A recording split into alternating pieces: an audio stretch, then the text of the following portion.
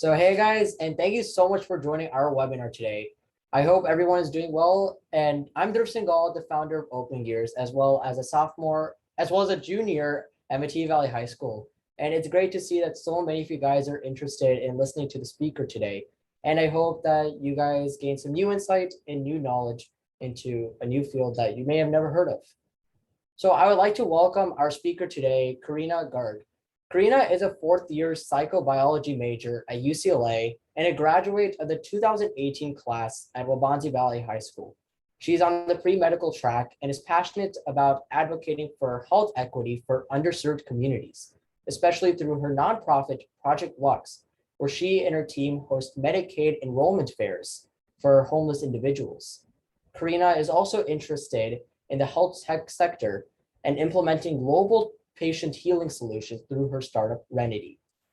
So throughout the webinar, please feel free to ask questions whatsoever, whether you write them in the chat or unmute and say them. This will be a Q&A style webinar, so we would love to hear your questions. So once again, thank you so much, Kareena, for taking time out of your busy schedule to help inspire students to pursue your STEM career. And without further ado, please give her your undivided attention and a warm virtual round of applause. Thank you so much, Dhruv. And I want to thank you for allowing me to come on your platform and be able to kind of talk about psychobio and my experiences. I think it's really great that, you've created this initiative and you're allowing, creating a platform for students like yourself and other even younger students to kind of learn more about STEM careers. So yeah, thank you so much for having me. And I hope my insights are a little helpful to people who are listening and tuning in. Yeah, so you want to start off just giving, talking a little bit about yourself, what your future goals are and stuff like that. Yeah, of course. So like you guys know, my name is Kareena.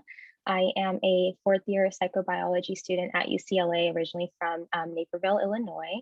And I am on the pre-med track, like Dhruv mentioned. I'm currently applying to med school. So hopefully I will be attending and matriculating med school next year.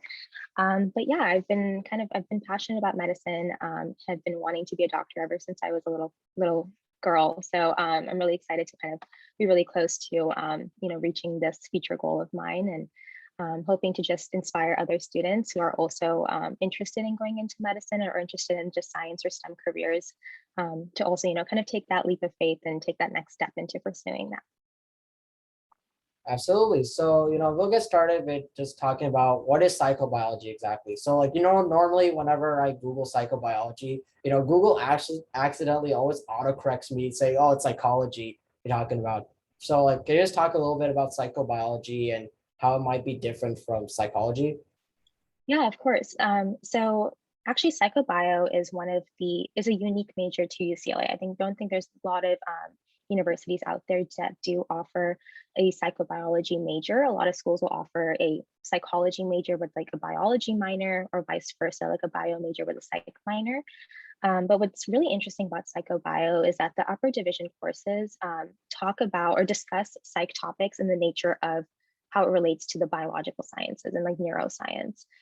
So a lot of the psychology is such a huge, broad field, but psychobio kind of narrows it down towards the scientific, biological mechanisms of psychology and how that kind of impacts our decisions and our thought processes and our social relationships with others. So I thought that was really interesting because it aligned with my goals of wanting to be a physician, and really brought it into perspective, because nowadays medicine is not just about knowing the biological and physical mechanisms of the body, but also how do you interact with others and understanding like the psychology of your patients.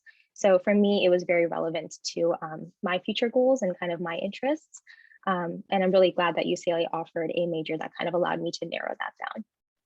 So do you plan on working in more psychology related fields, where you can use your psychobiology knowledge of, understand the mechanisms of the brain to, help different patients through their psychological problems? Is that kind of a field that you're trending toward?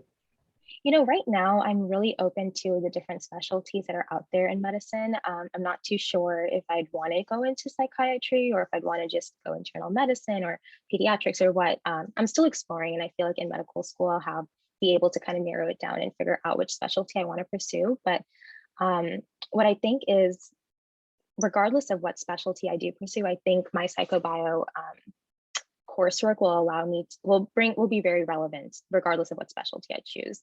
Because I think just having an understanding of people and how people think and what kind of guides their actions is really relevant, not only to medicine, but really any field that you pursue in which you're working with other individuals. Right. Yeah, it's great to explore. Yeah, because medicine is such a diverse and such a vast field. So Yeah. So can you talk a little bit about the classes that you've taken throughout your freshman, sophomore, junior, and then your senior years? Yeah, of course. So freshman and sophomore year were, the basic bio classes, biochem, physics. So those are classes that almost every science major has to take. And then towards the end of my sophomore year, beginning of junior year, I started to take more of the upper division coursework. So I took a developmental psychology class, and then one of my other favorite classes was a behavioral neuroscience course as well. But there's a lot of different options and flexibility into which courses you want to take. So after you get through the lower division coursework, there's a few required upper division courses that you have to take for your major, but then within, in addition to those required courses, there's like a wide variety of optional courses that you can take that you can choose from based on your interests in psychobio, or if you want to go in more of the biological and biological sciences route, or if you want to focus more on the psychological sciences classes. So I took a psychology of addiction course, which was really interesting as well. So there's been a lot of flexibility once you get into the upper junior and senior years in respective to which courses you want to take. So just to be clear, our lower division classes are just like the more general classes, like you just take general biology, general chemistry, and then the upper division are just more of your electives and more specialized courses. Is that how it works? Yeah, yes, exactly. You're absolutely correct. So the lower division courses will be like your bio 1, bio 2, bio lab, then like your general chemistry 1, general chemistry 2, general chemistry lab, then organic chemistry 1, or orgo chem 2, chem lab, and then physics 1, 2, and physics lab. So those are courses that even if you're a bio major, a neuroscience major, or a biochemistry major or a psychobio major, you all have to take those courses because they're under the life sciences umbrella. But after you complete those courses, that's when you get into your major specific classes. And then you have options there, like you said, elective courses as to which ones you want to take. All right, awesome. So do you need to study for the Mcat as a psychobiology major? Is that like a kind of requirement? Yeah, if you're wanting to go into medicine, then you have to study for the Mcat, but not everyone who does, not everyone who is a psychobio major wants to go into medicine. So not everyone will have to take the Mcat, but yes, I would recommend if you are trying to apply to medical school and planning to take that Mcat, that you should study for it. Your coursework will prepare you to a certain extent, but then beyond that, the MCAT's not just, the MCAT requires a lot of critical analysis skills. You'll have to kind of read research passages and answer questions using your scientific knowledge, but also your critical reasoning skills. So I think having that practice and MCAT specific studying is really beneficial for people. So is it like kind of like an SAT style kind of test where there's like multiple choice entirely, or is there like, can you just like walk through, kind of what the MCAT kind of covers? Yeah, of course. Of course. So the MCAT is a 7.5-hour test if you include all of the breaks. And there's 4 sections. So the first section is chemistry physics, and that is multiple choice questions, but it's passage based, similar to the SAT, where the passage will be, for example, like a snippet of a research article with chemistry concepts or a physics concepts. And you'll have like maybe 5 to 8 questions regarding that passage. And it can be anything from, like why did the researcher do this specific lab method style, or, why did this solve this concept or solve this problem related to the passage. So that'll be the first section, chemistry physics. The second section is CARS, which is critical analysis and reasoning skills. So that's like your standard like reading passage. So like, you know how SAT has the reading passages? Yeah, that continues on even when you take the MCAT. Very similar. You have to read different types of passages, whether that's like history or philosophy or fiction, and answer questions based off of that. And then you have a break in between, and then you have your biochemistry passage, similar to the chem physics, but it's just biochemistry and biology topics. And then your fourth one will be psychology and sociology. And again, that's passage based and multiple choice. So the entire test is multiple choice. There's no writing portion, but it is different than what you would do when you're preparing for the SAT. So have you taken it, or do you plan on taking it for your senior year? I did take it. I did take it last summer. Yeah. Yeah. Okay. And when do you typically start studying for it? For different people, it's everyone goes on their own track. So I ended up taking it after my sophomore year. Yeah. But some people take it after their junior year. Some people take it after their senior year. It really just depends on when you feel like you're ready for it, when you feel like you have the time to dedicate to studying for it, and kind of also your timeline of when you plan to apply to medical school. Awesome. And I just do want to remind the audience members here that if you guys have any questions, feel free to, put them in the chat or unmute, as we would love to make this as interactive as possible. But now, I'd like to shift gears and ask you about what about UCLA stood out about you? What stood out to you? What about college, the campus? Yeah. So I when I visited UCLA, I just felt that, talking to the students and seeing the campus and seeing, what UCLA's mission was, and kind of the balance that students had kept between like a work-life balance, study and having fun balance, I really felt like I fit in.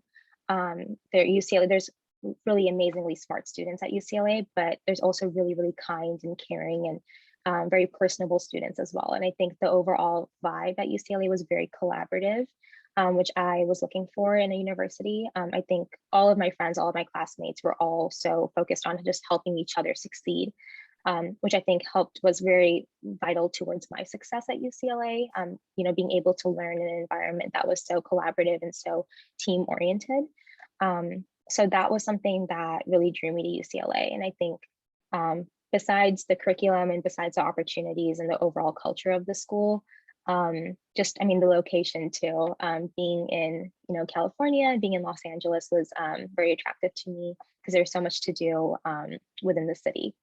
So those are kind of the main factors as to why I was interested in attending UCLA. Awesome. So can you talk about some of the extracurriculars you have done in college? And I can pull up, some of your photos as well. Sure. As the Project Lux and, your other roles in the community. Yeah, of course. So you mentioned Project Lux. Yeah. So Project Lux is actually a nonprofit organization that my friends and I founded over a year ago. And our mission is basically to bridge the gap between homelessness and healthcare. Los Angeles is one of the largest cities in the United States with an unsheltered homeless population. So when I first came to UCLA, I realized that there were so many clubs and so many organizations that were focused on helping homeless communities. And that's how I started getting more educated and more passionate about helping underserved communities. And that led me to, eventually creating my own nonprofit where we visit shelters and clinics to enroll unhoused individuals in Medicaid health insurance. And in addition to that, we do a lot of other community outreach programs. For example, we donated water, over, I think, like 1,000 gallons of water. Is that what the first picture is here showing you? Yeah. The first picture and also the picture on the bottom right with a group of students. Yeah. So we donated like gallons of water, Gatorade, snacks to just unsheltered individuals who were living on the streets in downtown LA. So Project Lux has been a pretty large, pretty significant organization and activity that I've been involved in at UCLA, and something that I've grown passionate about, advocating for underserved individuals. But in addition to that, I do work as a medical assistant and scribe at a dermatology clinic, actually. Yeah, there's a picture of me. I'm holding a consent form, I think. But yeah, I've been working there for almost 2 years. So that has been a really great experience and kind of solidified my you know, desire to go into medicine, but also just understanding the realities of what it means to be a physician and kind of the non-glorious parts of the career as well. Yeah. Yeah, but in addition to that, I've done a lot of, I'm involved in research at UCLA and a lot of other volunteering organizations and some other clinical experiences. So kind of a broad variety of experiences, but yeah. That's great. At least it's giving you exposure to, how you can use your like medical knowledge to, intern under a doctor and, help the underserved community through Yeah. your amazing Project Lux initiative. Thank What did you you. do in high school that really kind of sparked your interest in medicine? Was Yeah. there any extracurriculars that, sparked that trigger that, oh, I want to go to med now, Yeah, actually in high school, I was in between going into medicine or going into business. So not conflicted, but I was really trying to figure out which route I wanted to go into because I had strong interest in both fields. So, in high school, I, did some like summer research programs, and I did a little bit of shadowing and I, hospital volunteered, but one of the most significant organizations I was involved in was actually not medical oriented. It was BPA, Business Professionals of America. And for those of you who are 204 district students, you probably have heard of this organization, but BPA was a huge part of my high school experience. I joined in my sophomore year and I ended up serving as Illinois state president, national president, and local president. Wow. Where, yeah, I learned a lot Incredible. about, Congrats. Yeah. thank you. But I learned a lot about business and leadership skills, which I think, even though I'm going into, now that I'm pursuing medicine, I think those teamwork and leadership skills and that communication skills that I learned through BPA have really served me well and will serve me well, regardless of what career I do pursue. And I think a lot of other students who, hopefully a lot of other students who were part of BPA in high school, or if you are currently part of BPA in high school, I hope you're being able to like gain those soft skills that will take you far, regardless of what specialty or what field you pursue in the future. But yeah, so BPA was a huge aspect of my high school career, but I ended up wanting to go into healthcare because I realized that I could make a larger impact, hopefully, through serving my community and just serving not only my local community but also just individuals on a more larger scale by pursuing medicine. Yeah, I think what's great about BPA is that it gives you a lot of knowledge about the different soft skills that you need on a daily basis. Like you said, leadership, communication, public speaking. Those are all skills that you would use in the medical field as well, when talking with different patients, communicating your research findings. So yeah, it's great Exactly. that you were able to excel in this BPA and that even though it may not seem, relevant to your field, at least it gave you those soft skills to, excel in the medical field. Exactly. No, I definitely agree. And BPA, there's so many different. I'm not sure. Are you in BPA? Are you familiar with it? I did it. I tried it my freshman year, but then Okay. Okay. I didn't do it. Okay. But the good thing about BPA is that there's so many different competition events that students can participate in, regardless of what field they want to go into. Like there's like computer science events. There's even like a medical terminology event, and then there's a lot of things really business management or business like global marketing and a lot of other different competitions that you can participate in and compete in that regardless of what field you want to go into, I really think you can gain those soft skills that will take you far. So yeah, exactly like what you said. Right. So you mentioned that you did some research in high school, right? Like, could you talk a little bit more about, some of the research projects you did? Yeah, I guess in high school the research is not very continuous. It was more of a lot of the summer research programs. Yeah. Yeah, summer research programs were like at different universities in Illinois that I kind of pursued. I had this opportunity to conduct my own independent research project through the IMSA RISE program. I'm not too sure if they're still doing that program or not, but that was my first, I think, major exposure to research because I kind of led my own independent research project from beginning to end, which I think was a great experience and I think exposed me to the physician scientist component and potential of medicine, which was really interesting to me as well. So yeah, that was kind of like my research involvement in undergrad. I think I did a summer research program at Illinois State University, and then another summer research experience at Northwestern. So I think if you're looking to get into some type of research in high school, really just like looking online, or even just like looking up like high school summer research programs around me. You can, if you do some research, I'm sure you do some digging around in Google, I think you can find some really valuable, interesting experiences. So like, what was your independent research project about? Do you want to like, if you are willing to share, what did you research on exactly? Yeah, so my independent research project, oh my gosh, it was so many years ago. It was about obesity, actually. There's a obesity medication called orlistat, which is prescribed to people who are trying to lose weight, but just medically are really unable to. But there's a lot of dangerous side effects with orlistat medication. So I was kind of interested to see if there were natural dietary supplements that could kind of mimic the effects of orlistat in some way for patients who were maybe prescribed orlistat but weren't able to take the medication because of the side effects. So I worked with my mentors and my like high school AP chemistry teacher to develop this like method section, and we ended up finding out that green tea extract was actually was very, very close to replicating the effects of orlistat medication, which is really surprising because green tea is found in so many different foods. And so I think that was interesting to me to be able to kind of conduct a independent research project at a high school level. I think it's a great experience if people are looking to kind of get involved in research in high school. Oh, it's incredible. Yeah, it's good research there. So, so in order to major in a field like in psychobiology or any sort of related medical field like neuroscience or biochemistry, what should students be focusing right now in high school? Like, are there any like particular courses that, students can take to prep them for the rigor in college? Yeah, that's a good question. Honestly, I would say what could prepare you most for the rigors of undergrad would be just trying to take as many honors and AP classes as you can. But with that comes that, don't overload yourself. Don't overload your school, your curriculum.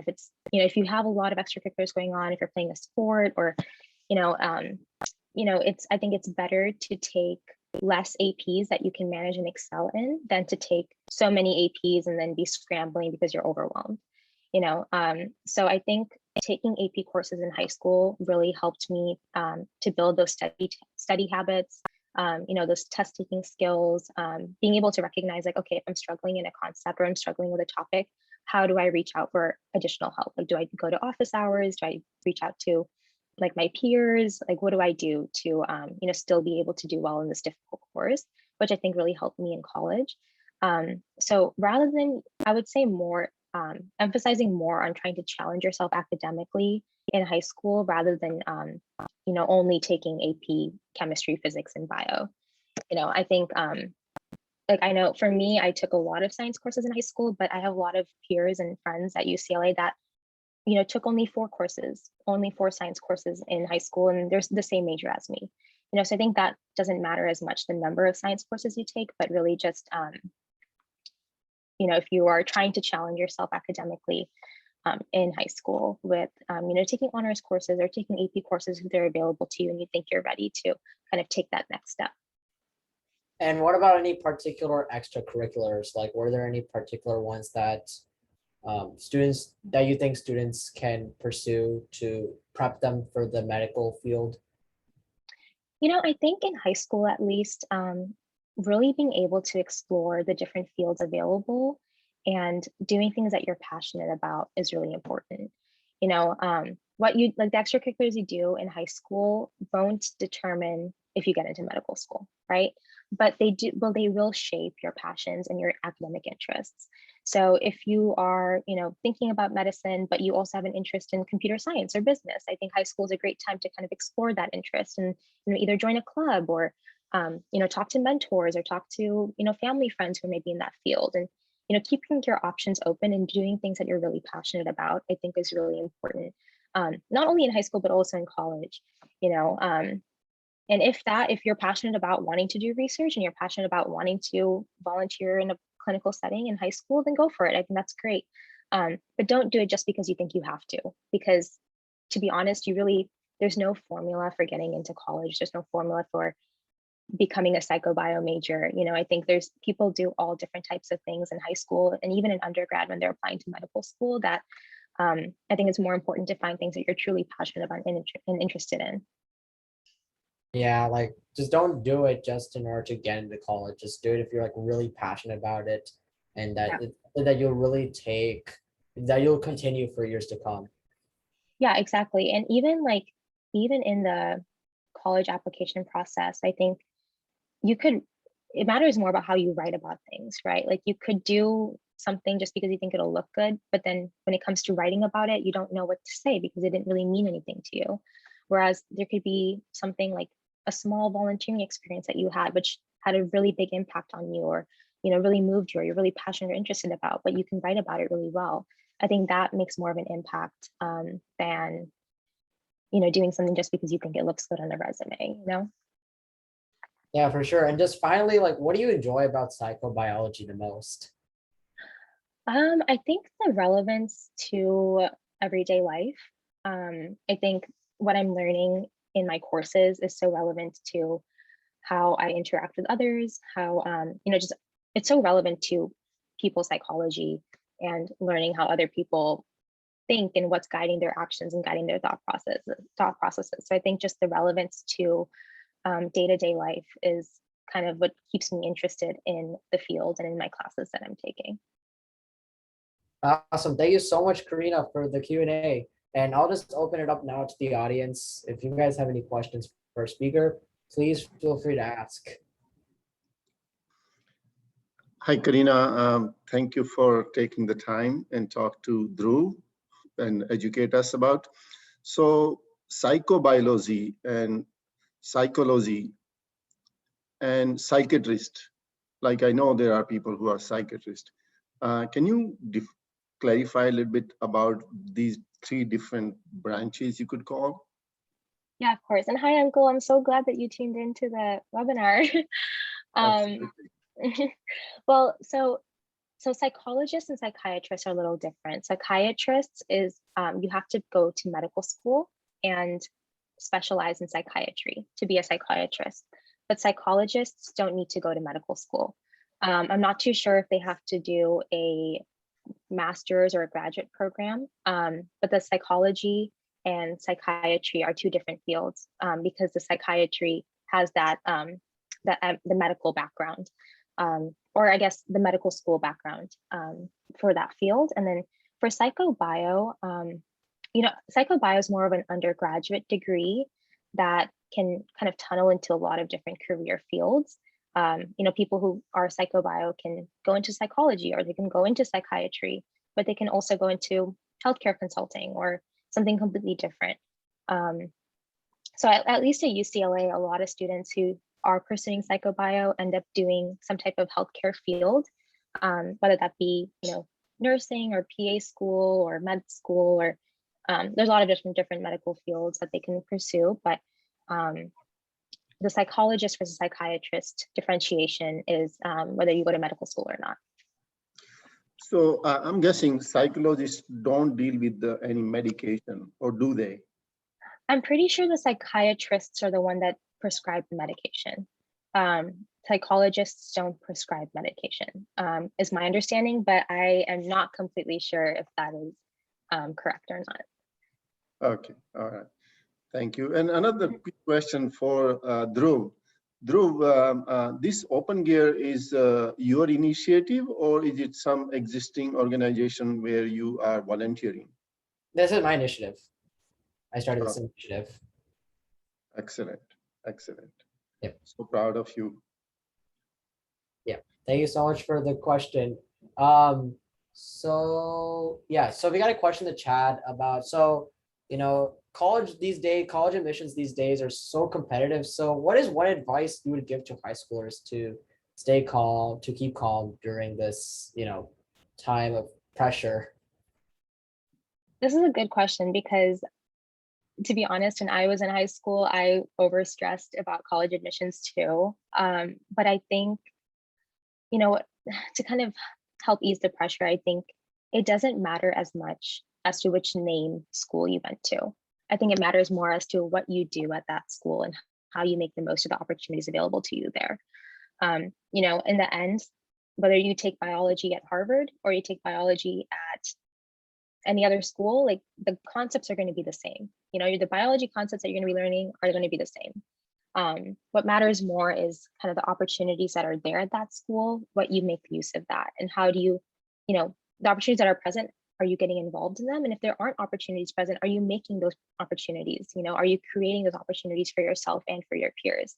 So I think if that helps to ease the stress a little bit, it doesn't matter what, you know, what name school you go to, because in the end, 10 years, 15 years from now, it's going to be those life experiences that you've had and the person that you are that matters more, you know, not the name of the school.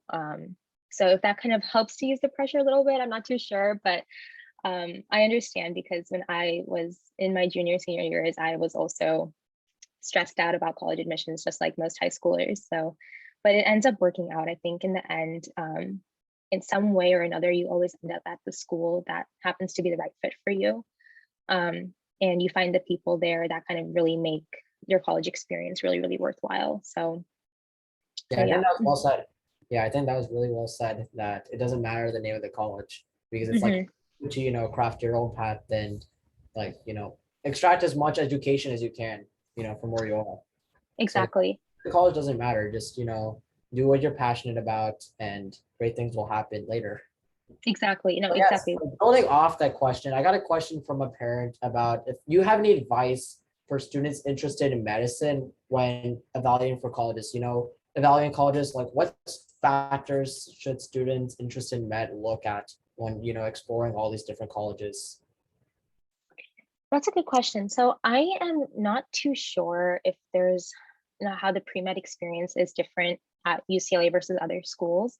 But for me, what I really liked about attending UCLA was that there was a hospital, like UCLA has a large hospital system, and there's a hospital right on campus. So that opened up a lot of opportunities, like clinical opportunities, volunteering, shadowing, research opportunities, you know, just being attending a university that had a hospital on campus and was affiliated with a medical school.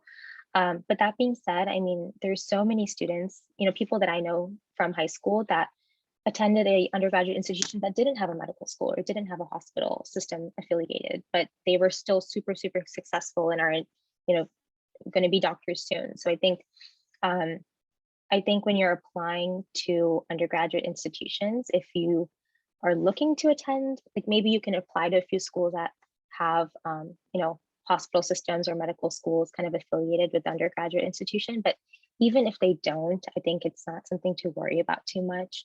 Like I said, it's really just about like the opportunities that are available at the school, how you make the use of those. And if there aren't opportunities available, how are you creating them for yourself and for others? Yeah, but if I think for me, when I was looking at undergrad schools, one thing that drew me to UCLA was that they had a lot of, you know, opportunities available to pre-meds and pre-health students. Yep. That's great. So again, if anybody has any questions for Karina, all right, we got a question. So one person wants to know if you think that a psychobiology major would be useful in pediatrics. You know, what are your thoughts on psychobiology in the field of pediatrics? I could see it being useful, yeah, for sure.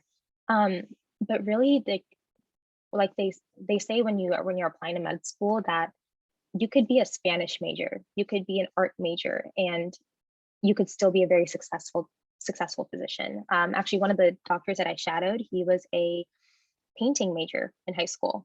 I mean, in undergrad, and now he's like a thoracic surgeon. You know, so I think it really, at least from my experience, when you're applying to, if you're looking to go into medicine, I think you should pursue whatever major you're passionate about pursuing in undergrad, but then just take those additional science courses or those prerequisite courses that med schools require. So really, I don't think major really makes that big of an impact when it comes to applying to med school and being a successful physician. I think people with all different types of majors apply and are super successful. So really, I think picking a major that you are actually interested in studying, because you'll have to study that for 4 years, you know, so you don't want to dread the classes that you're taking just because you think it's the ticket to getting into medical school, because really the major doesn't really matter. At least from my experience. That being said, I'm not in medical school yet, so I don't know for sure, but just from what I've heard and from my limited experience and limited knowledge, I don't think major matters that much. But yes, I think psychobio and like learning about taking those psych courses really gives you perspective. Like the developmental psychology course I took, that was from just like learning about the psychology of developing from age 0 to age 18 and beyond. And I think if someone was interested in pediatrics, that course could be really relevant to you know, the future patients that they would be serving.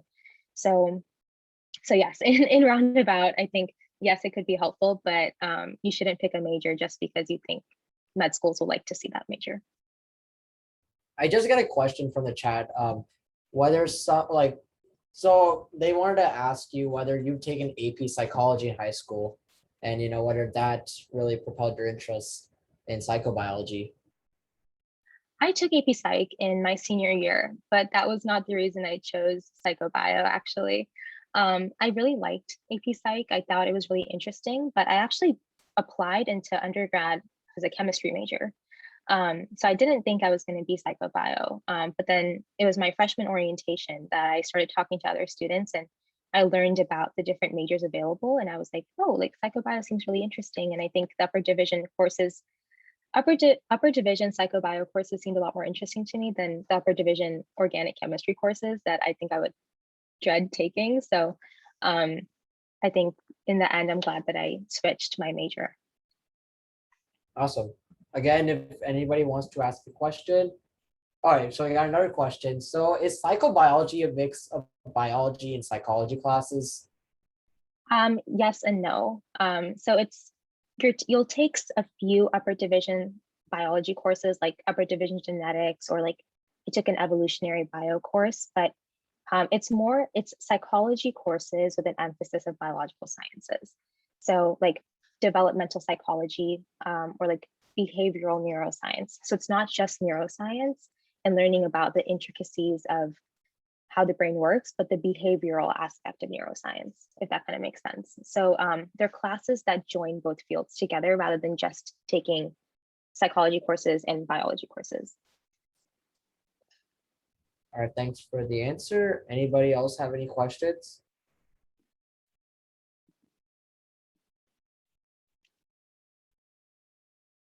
All right, well, thank you so much, Karina. Oh, you got another question. So does sports play a role in college admissions? A parent asked.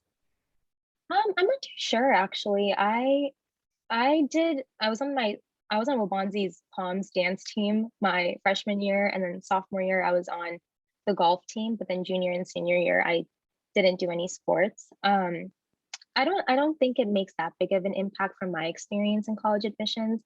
If you are playing a sport and you continue it and you maybe hold a leadership position in the sport, I think it's a great way to show your commitment and can show your interest outside of academics. But with that being said, if you don't just join the tennis team because you think it'll look good on college admissions if you hate tennis, you know, if you actually like the sport and you are interested in playing it, then I think that's great, go for it. But again, it's not like you have to play a sport in order to get into college. Absolutely. And is psychobiology commonly available as a major in college? I'm not too sure. I think it's not that many schools offer it in my understanding, but some schools offer like a sister major. Like it's not called psychobio, but it's like called a different name, but the same concept basically. So I think when you look at universities, just kind of scope out their majors and see if there is anything available like that. But I know a lot of people do like a psych major with a bio minor or a bio major with a psych minor. That kind of offers a little bit, it's very similar to a psychobio major. But yeah, I'm not too sure if how many other universities offer a similar like psychobio major, but they may offer similar majors. All right, great. So anyone else with any more questions? All right. Well, thank you so much, Karina, for taking time out of your busy schedule to, show us and give us a glimpse as to like what psychobiology can offer. It's a really unique field, like, a field that I've never heard of personally until I got to know about you. So yeah, it's you gave some really great insight into the field, and I hope that everyone in the audience today gained a little bit about the field and what you can do in high school and middle school to prepare you for medicine. So if everyone could please give Karina another virtual round of applause, that would be much appreciated. And thank you so much, Dhruv. I think I really appreciate you, bringing me onto your platform, being able to kind of answer some questions. And I hope my answers were a little helpful to people. But I hope you continue doing your Open Gears initiative. I think it's a great idea and super helpful to, other students your age, but also younger than you, and being able to explore STEM fields, especially if they don't have older siblings or mentors in these, career fields. So I hope you continue